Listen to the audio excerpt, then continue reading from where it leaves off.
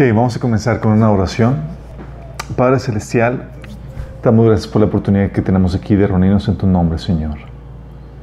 Queremos sentarnos a tus pies, Señor Jesús, y queremos que nos hables, que nos enseñes.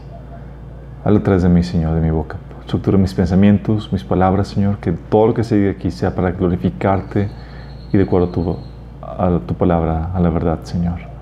Bendice a las personas que nos están sintonizando, Señor, que puedan salir de aquí edificadas y que podamos aquí salir transformados por medio del poder de tu palabra, Señor. Renueva nuestras mentes, Señor. Te lo rogamos, Señor, en nombre de Jesús. Amén. Ok. Este es el último taller dentro de la serie del discipulado y justamente estamos terminando. Comenzamos en agosto de 2013, estamos a 2016, ya prácticamente son 3 años que ha durado este discipulado de reunirnos semanalmente para ver temáticas de diversos temas muy importantes. Y estamos culminando con ese tema que es el tema de las riquezas del reino, los principios para la generación y administración de la riqueza material. ¿Cuánto va a durar este material? No sabemos exactamente cuánto va a durar. Estamos desarrollándolo conforme vamos avanzando en la temática. Pero calculo que unas 7 sesiones mínimo estaría durando. Pero los invito a que se queden con nosotros. Vamos a ver muchos temas que van a ser muy importantes en cuestión de este tema, que es el tema de las riquezas, el tema del dinero, el tema de la generación y administración de riqueza material. Y es un tema que estamos viendo y es parte, lo pusimos como parte, uno de los temas básicos del discipulado, porque es un tema muy importante. Toda nuestra vida tiene que ver con un aspecto que es el aspecto económico. Y lamentablemente es un tema muy abusado por la ignorancia. Ese tema, juntamente con el tema de la autoridad dentro del cuerpo de Cristo, ha sido muy abusado por la ignorancia dentro del pueblo de Dios. Y por eso hemos tenido abusos dentro de la iglesia en las temáticas de la autoridad, pero también en el tema del dinero, de los recursos materiales. Y eso ha ocasionado muchos problemas en la iglesia. Probablemente también ha ocasionado que la gente del mundo hable mal de nosotros por no saber cómo manejar esas temáticas.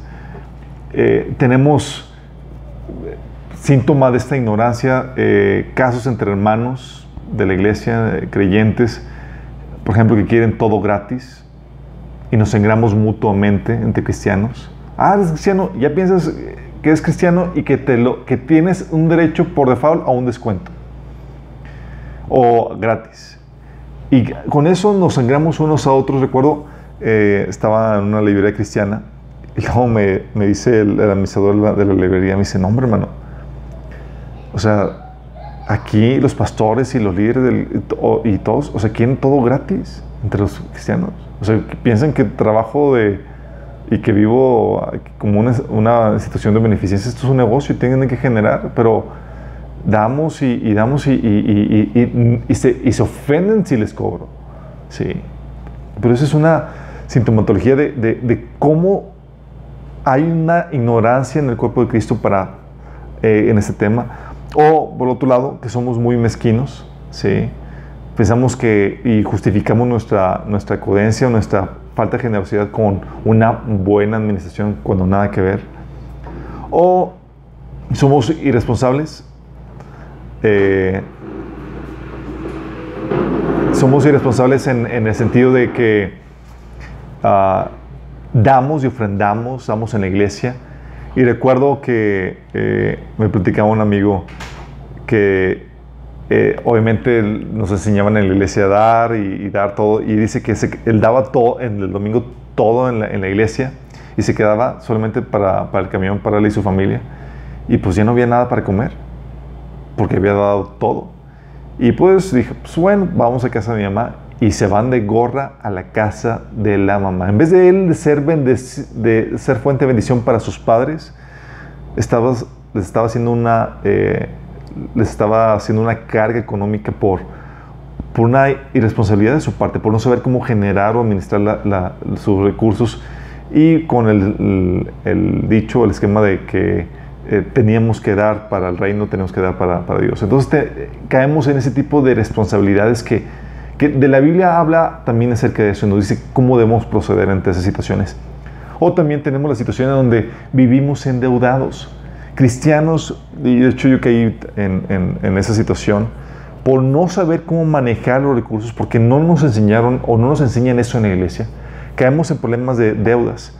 Tenemos problemas con las tarjetas de crédito, tenemos problemas con préstamos que hacemos a hermanos o incluso a no creyentes. Y luego muchas veces queda vituperado el nombre de Cristo porque por causa de nosotros, porque no pagamos o no pagamos a tiempo o nos metemos en esa problemática.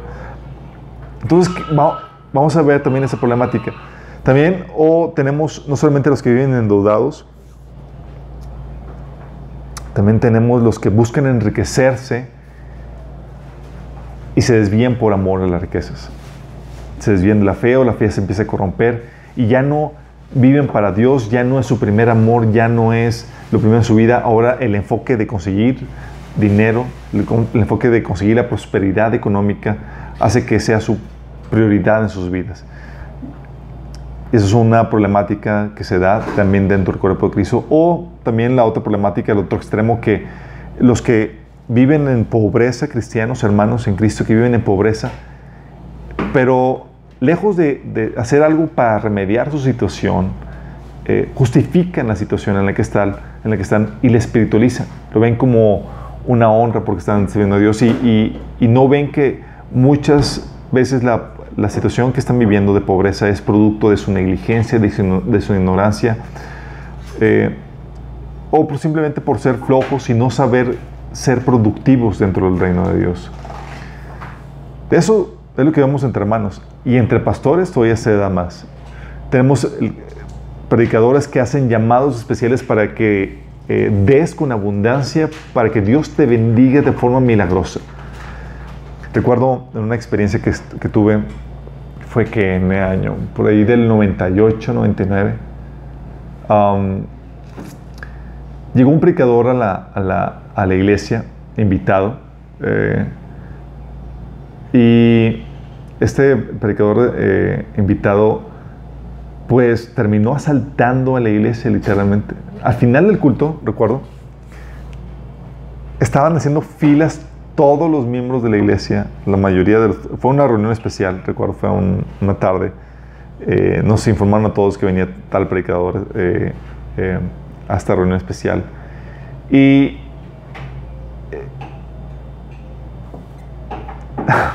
en mi ignorancia había invitado a un amigo que apenas le estaba compartiendo de Cristo.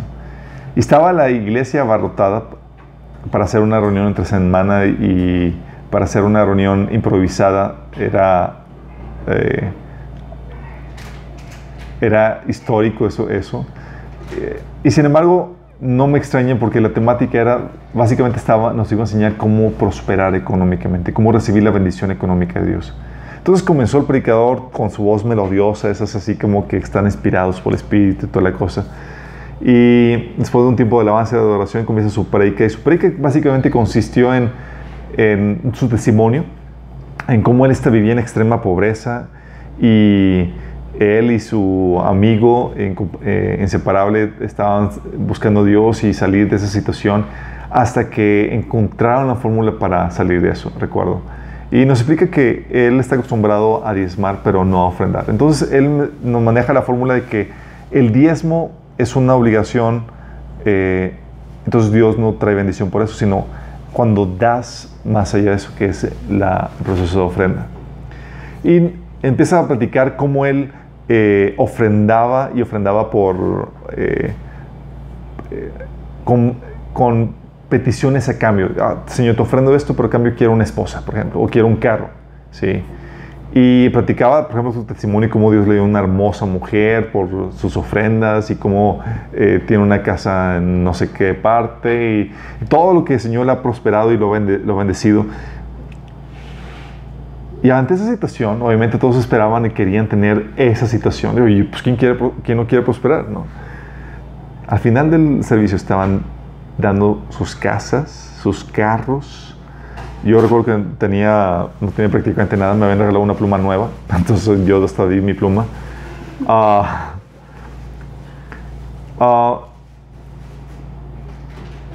Y a la semana siguiente el pastor tuvo que hablarnos con nosotros para regresarnos todo lo que habíamos dado en esa administración, que resultó ser un fraude, Señor, que nada que ver. Y las personas que dieron y que no se les recibió y que no se les pudo devolver porque no eran en especie, no recibieron lo prometido. Y situaciones así se escuchan vez y tras vez, y la gente, los hermanos, el cuerpo de Cristo sigue cayendo en ese tipo de situaciones por una razón, porque hay ignorancia dentro del cuerpo de Cristo. Hay otros casos que son muy conocidos, por ejemplo, los casos de predicadores más famosos como Ana Méndez, por ejemplo.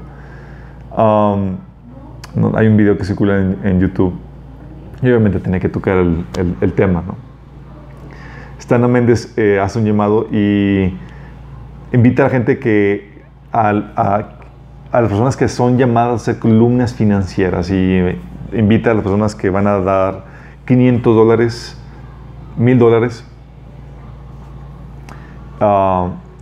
y les invita al frente porque va a orar por ellos, y luego invita a los que van a dar $500 y solamente son los que van a ser columnas financieras. Luego dice, a ellos especial, dice, voy a orar por los príncipes y luego voy a dar la oportunidad, dice ella, a que obedezcan a los demás como quieran, a que obedezcan a Dios como quieran.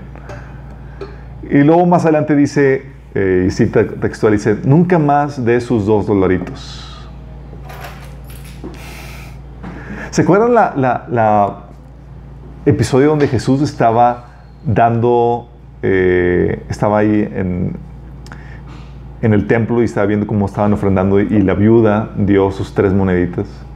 ¿Sí? ¿Se imaginan lo que hubiera dicho Ana Méndez? Sí. Algo así. Luego menciona, dice, hay unos que dieron un salto al vacío y se quedaron sin nada. Dice, ellos son pobres porque espiritualmente su tierra es árida. Por eso no tienen finanzas. Aparte de que Mamón les ha robado toda la vida, su tierra es árida. Imagínate la situación. Y la gente, no creas que hubo una situación de indignación, se rasgaron las vestiduras, todos estaban así como que los que pasaron al frente, que estaban, no tenían nada, pasaron al frente, estaban todos, no, pues sí, sí. Y dices, oh Dios mío, ¿qué está pasando con esto? Luego tenemos situaciones donde la gente da todo lo que tiene, y tienes que los predicadores que están recibiendo esas ofrendas viven vidas en lujos y en opulencia como ni te imaginas. Benny Hinn, por ejemplo, dueño de carros de lujo y jet privado, pide, por ejemplo, que donen $2.5 millones en 90 días para aliviar la deuda de su ministerio, y así cumplir con el requisito de un donador anónimo que decía, mira, yo te voy a dar 2.5 millones, tú consigue y te lo doy si en 90 días tus miembros, los que te apoyan, te dan también la misma cantidad. Entonces estaban buscando. Dices, ¿a qué estamos llegando con eso? ¿Qué tipo de vida estamos sustentando o manteniendo en la vida de los predicadores? O Crefto famoso que causó polémica porque estaba pidiendo dinero para comprarse un jet de $65 millones. ¿Se imaginan eso? Obviamente lo ve como justificante para ir a predicar a otras partes, y lo pone como justificante para...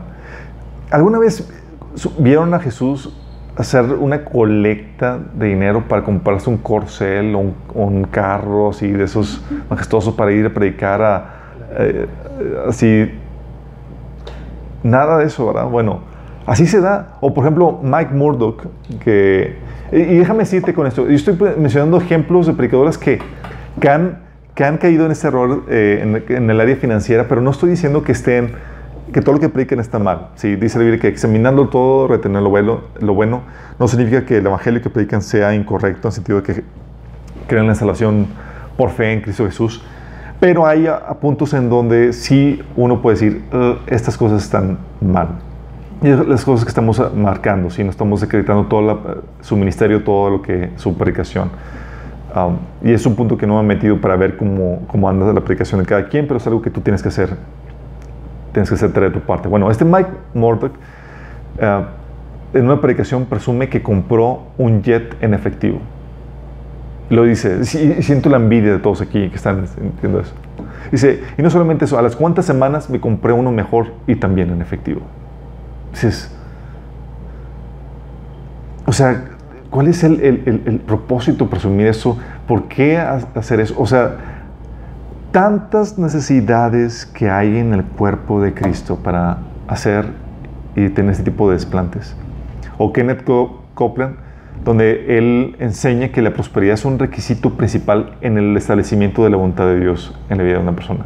O sea, si tú no estás prosperando, hay algo mal en ti en ese sentido.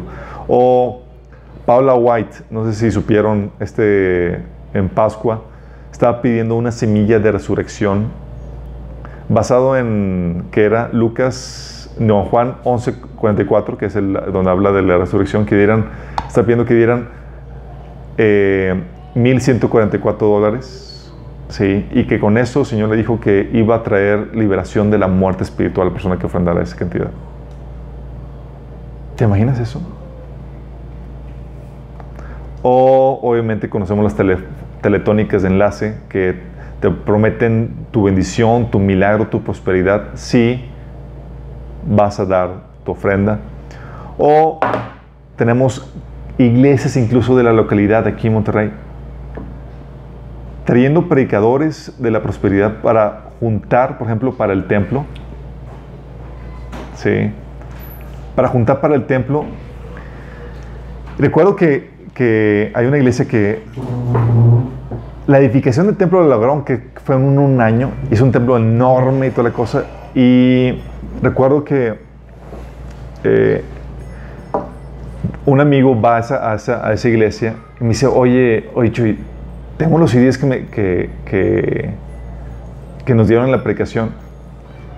Y era la predicación traían a predicadores invitados, en donde te enseñaban el principio de la prosperidad económica y el hecho de ofrendar y tal cosa. Y cuando me dije, pues préstamelo, ¿sí? Y él estaba endeudado hasta las chanclas y su método para salir del endeudamiento era seguir dando. Sí. Entonces, sí. Es que si hay iglesias que sí te dicen de eso, o sea, que necesitas pactar y no, o sea, tendríamos que hablar de una pequeña parte, porque sí, cuando no lo haces dirigido o intencionado por un milagro o así, sino que sí es un pacto de que lo habla la palabra, o sea, yo sí lo hice. Yo también lo hice, no te preocupes. Y por eso estás rica y opulenta. Ok. Bueno, recuerdo que puse el CD para escuchar qué onda con eso. Y escuché que y dice defienden tanto la prosperidad como un requisito, como algo que Dios da, que dice que Jesús realmente fue rico económicamente. Que incluso, y menciona pasajes donde Jesús, por ejemplo, tenía una casa enfrente de la playa. Ay, no sé. Okay. Sí, no, tú eres también tremendos. Te dicen salmos y varios pasajes de la Biblia donde dicen que todo lo que recibía, o sea, con la mirra y el oro que le dieron los reyes, o sea, fue que millonario toda su vida. Sí, empiezan sí, que con los regalos de su nacimiento fue millonario toda la vida, o que la ropa que tenía era de la más fina y alta calidad, por eso no quisieron partirla. Por eso se estaban peleando. Sí, cosas por el estilo. Digo, podemos discutir en ese sentido. Sí. ¿Mande? Todavía no es sangre. Todavía. Pero Versace. Pero Versace, exactamente. Luego tenemos, obviamente, todo eso que se está moviendo dentro del cuerpo de Cristo. Tenemos las frases de: el tamaño de tu semilla determina el tamaño de tu cosecha, de tu bendición. Sí. Creo que nos está faltando usar eso, ¿no? Ese cliché aquí. O le robará el hombre a Dios. Trae los diezmos al alfolí, son frases obviamente. O también la de siembra por tu milagro. Sí. O con tu ofrenda pacta con Dios por tu visión, por tu petición. Sí. ¿Qué problema tienes o algo? Con tu ofrenda pacta con Dios para que el Señor provee para eso que estás teniendo. O el cliché es como la gente no prospera porque solo diezma. Tienen que también ofrendar para que puedan prosperar. ¡Wow! Eso explica, chicos. A ver, ¿quién de aquí está batallando económicamente? Vamos a ver qué. O te da promesas. O te dan promesas como tu deuda se va a cancelar, saldrás de tu pobreza y prosperarás, tendrás libertad financiera, tus problemas se solucionarán, la sanidad que esperas llegará. ¿Sí? ¿Les suena? ¿Les ha tocado? Hay una lista de pastores que me encontré en internet. O sea, por causa de esto, la gente da y da. Sí, porque aparte te lo visten de una forma bíblica para que sea más creíble todo esto. ¿Sí? Entonces la gente da y tenemos ese tipo de situaciones, por ejemplo, donde el valor neto de los pastores más ricos, ¿sí? Les doy un perfil así como Kenneth Copeland, $760 millones. Así como que estamos cerrando profesión, chicos, o algo. ¿No? ¿Del ministerio? ¿No tiene otra profesión? No tienen otra. Son dedicados por... No, nomás tiene esa predicación. Pat Robertson. Bueno, Pat Robertson tiene... sí tiene un ministerio que... Sí, 100 millones. Benny Hinn, 42 millones. Joel Osteen, 40 millones. Crefto Dollar, 27 millones. Billy Graham, 25 millones. Rick Warren, 25 millones. Bishop T.D. Jakes, 18 millones. Juanita Binum, 10 millones. Joyce Meyer, 8 millones. John Hagee, 5 millones. Paula White, 5 millones. Eddie Long, 5 millones. Noel Jones, 5 millones. El más fregadito, 3 millones. Louis Franken. Dices,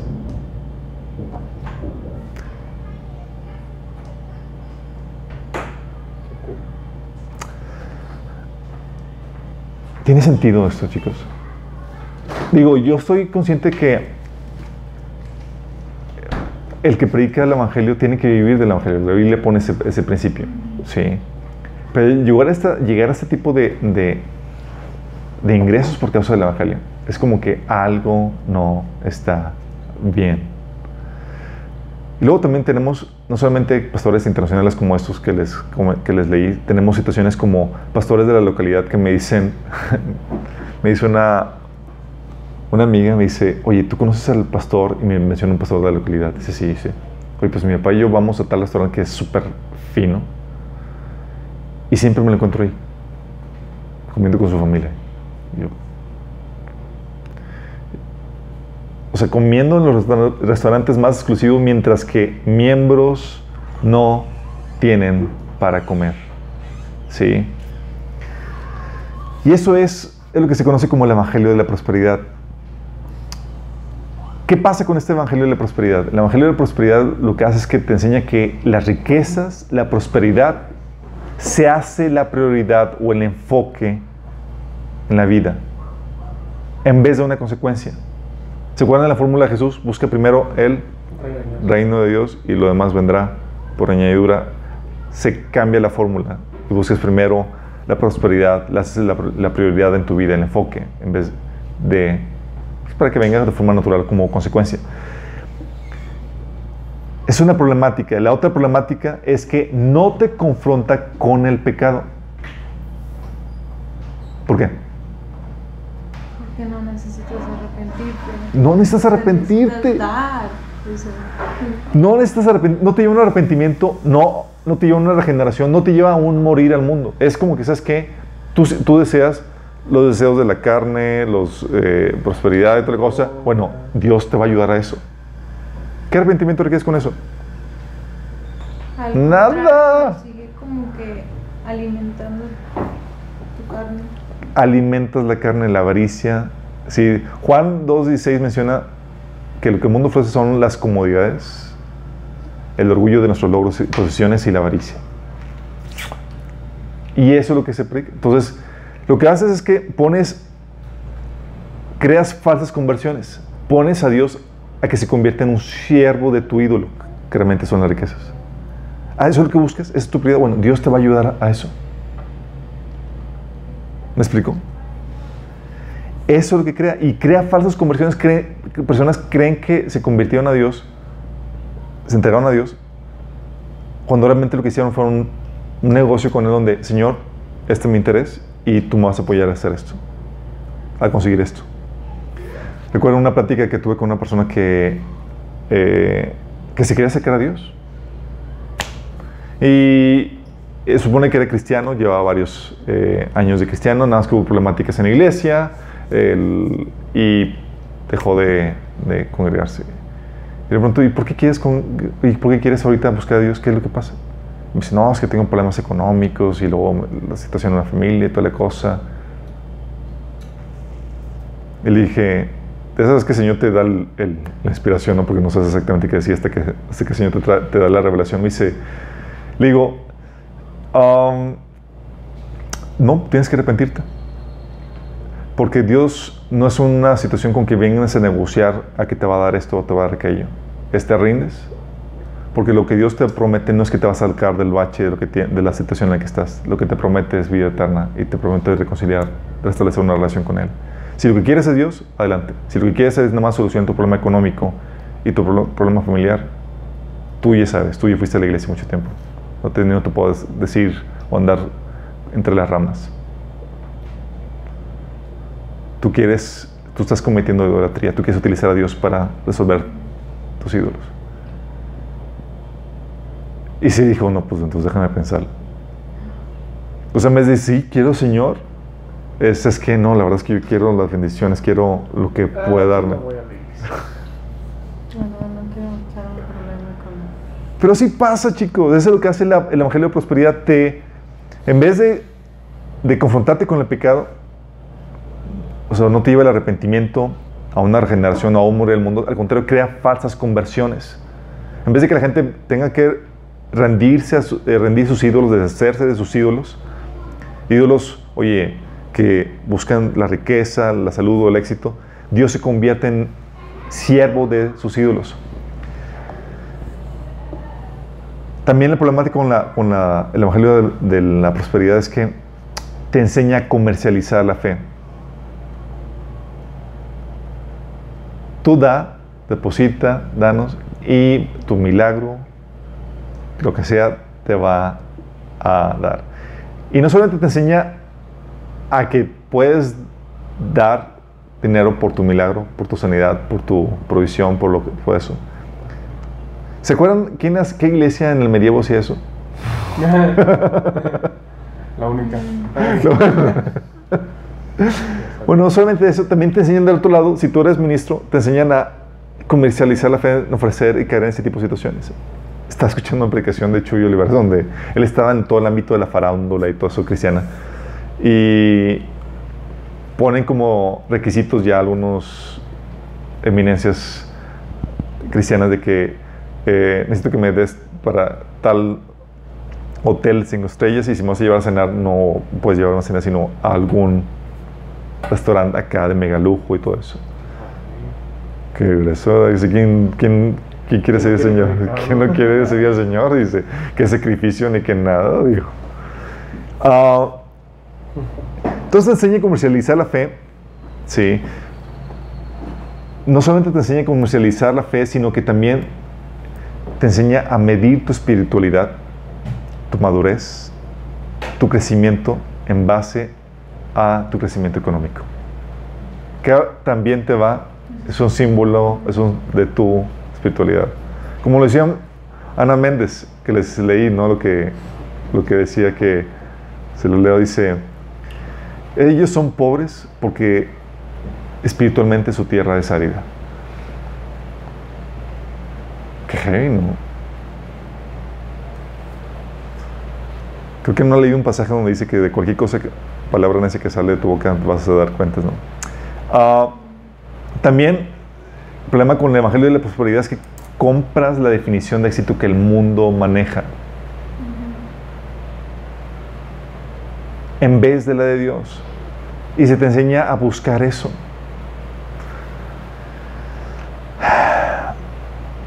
Es increíble, pero sí pasa. Recuerdo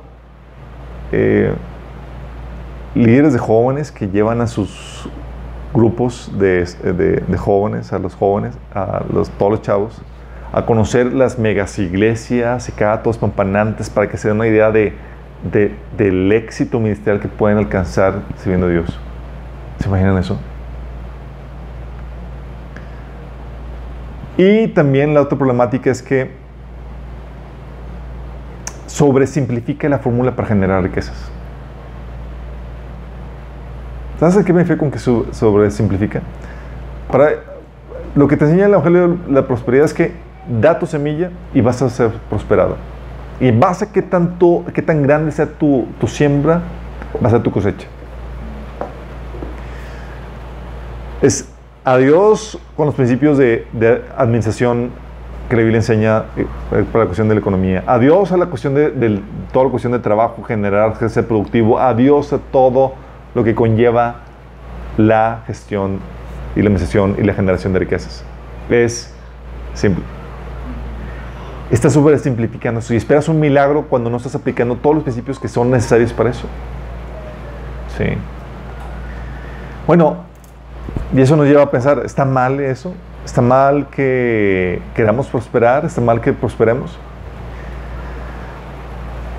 Un domingo que compartimos el tema del engaño de la prosperidad y de la pobreza. ¿Quién estuvo ahí? ¿Se acuerdan? Sí. ¿Sí? ¿Y se acuerdan de qué trató? No. ¿Algo que se acuerdan de esa enseñanza? ¿No? Ok, ahorita vamos a hacer un pequeño repaso porque vamos a partir de ahí. Sí. Bueno, ahí hablábamos de que Dios no está peleado con las riquezas.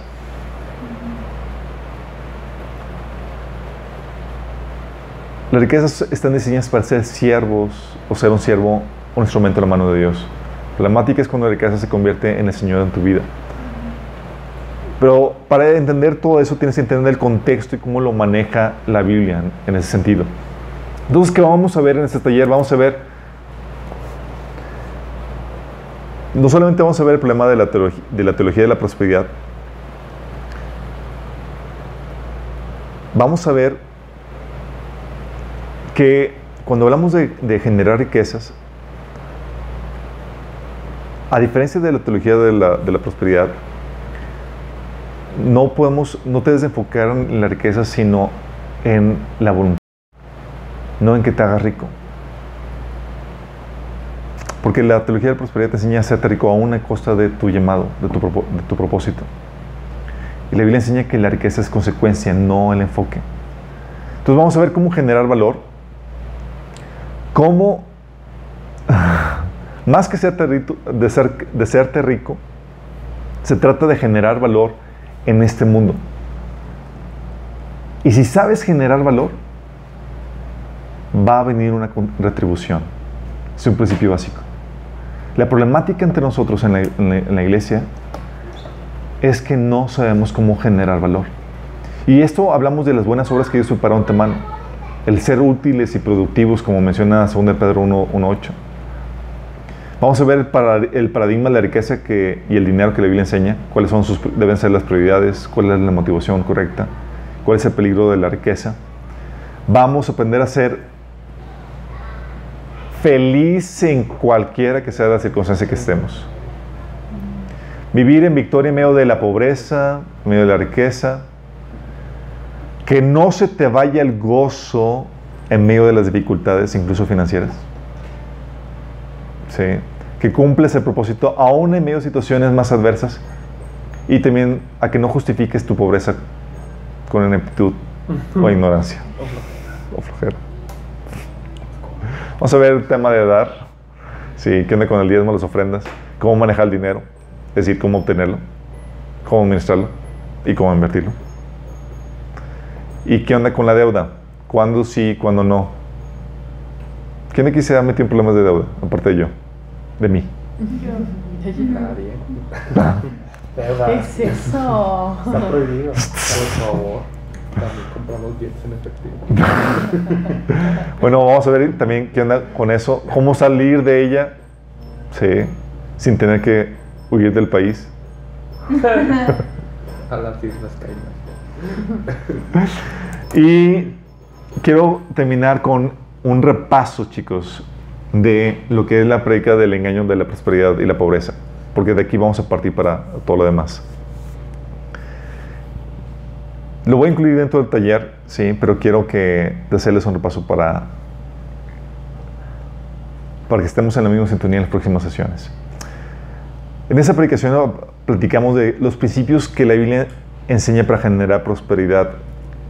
¿La Biblia enseña cómo prosperar? ¿Sí o no? Sí. La Biblia sí da principios que te ayudan a generar riqueza material y traer prosperidad. Y eso lo podemos ver por dos cosas que ves en la Biblia. Uno, modifican los hábitos de una persona. De ser una persona improductiva, viene el Espíritu, te transforma, te hace productivo, te da dominio propio, te genera buenos hábitos y te lleva a ser una persona útil. Y dos, no solamente modifique los hábitos que traías incorrectos, sino que también te da sabiduría para administrar el dinero, para generar, etc. Entonces, sí, la Biblia enseña eso.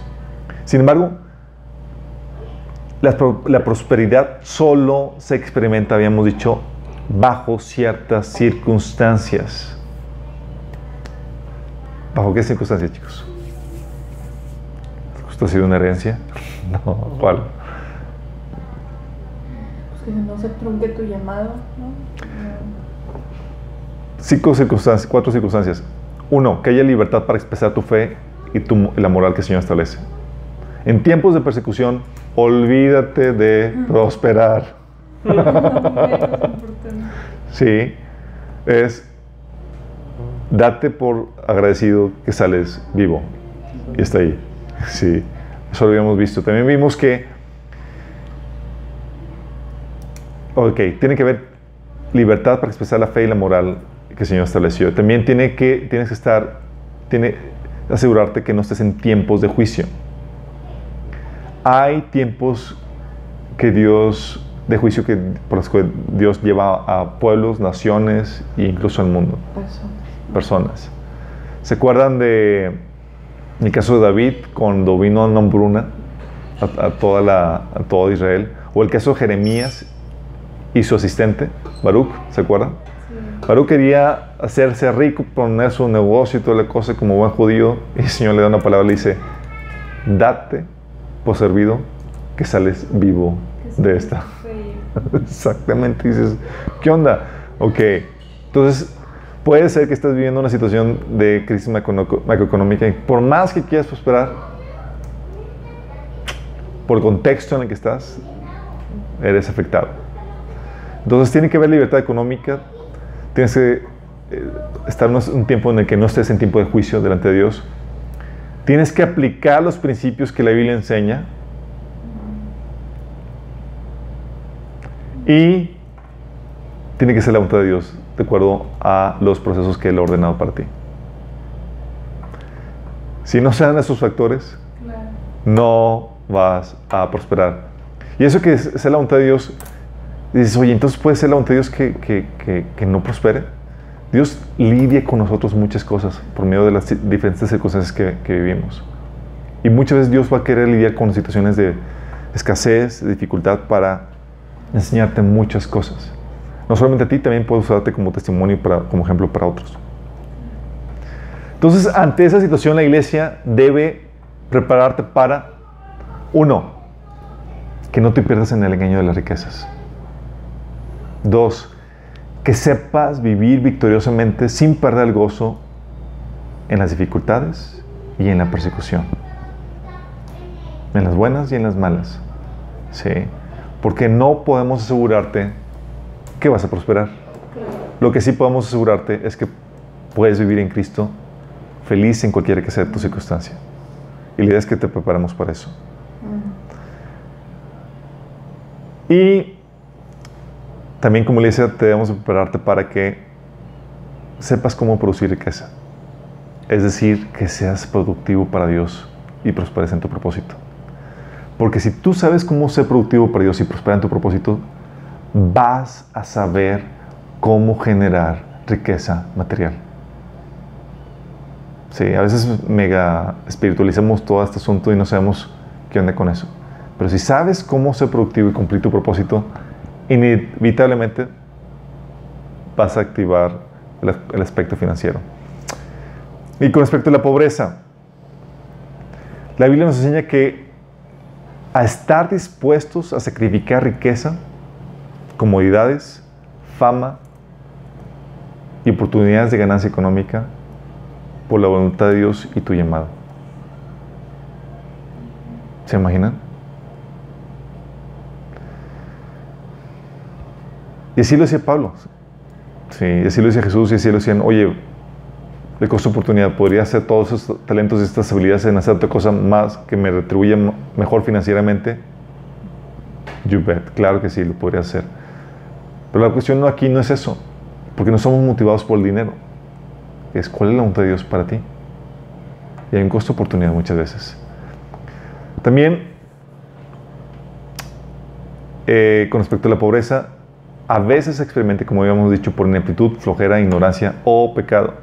Entonces tenemos que verificar qué onda con tu situación. Y la Biblia nos enseña que si Dios permite que seas pobre o que pases en una necesidad económica, o una esterilidad, mejor dicho, que seas de los pobres que enriquecen a otros. Sí. Y los pobres que enriquecen a otros son altamente disciplinados, trabajan arduamente, son maduros y sabios. Todos habíamos visto eso. Con esto nos queda más o menos ya la base de la plataforma para lo que vamos a estar viendo la próxima sesión. Y vamos a ver el engaño de las riquezas.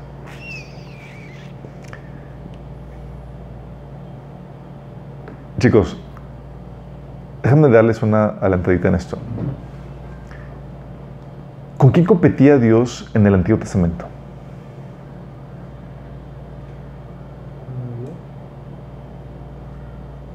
¿Con quién competía? Con otros dioses. Con otros dioses, con otros ídolos. Sí. En el Antiguo Testamento Dios competía con Baal. ¿Se acuerdan la famosa competencia del que responde con fuego? Sí. Baal, los dioses de acera, otros ídolos. En el Nuevo Testamento, ¿con qué compite? Con Mamón. Con Mamón. Con el Dios del dinero, de riquezas. No se menciona ningún otro ídolo. Ningún otro ídolo más que el Dios de las riquezas. Y compite en el corazón del hombre. ¿Sí se dan cuenta la dinámica? ¿Y ustedes creen que no se ha ido, que si ustedes creen que ya en el Nuevo Testamento ya no había ídolos como en el Antiguo Testamento? No, hay otro y es sumamente sutil. Dice la Biblia, nadie puede servir a dos señores, pues menospreciará a uno y amará al otro. O querrá mucho a uno o despreciará a otro. No puede servir a la vez a Dios y a las riquezas. No puede servir a Dios y a la vez a las riquezas. ¿Saben cuál es la sintomatología de alguien que sirve a las riquezas? Vamos a ver la próxima semana. Pero quiero cerrar con esto, chicos. Satanás sabía que los cristianos, como hijo de Dios, rechazaríamos la idolatría en cualquier forma. En forma de deidades paganas. Oye, te traigo un budita y... para nada, sí. O sea, no queríamos en idolatría en forma de deidades paganas o imágenes pseudocristianas. Pero el dinero. El dinero es más sutil.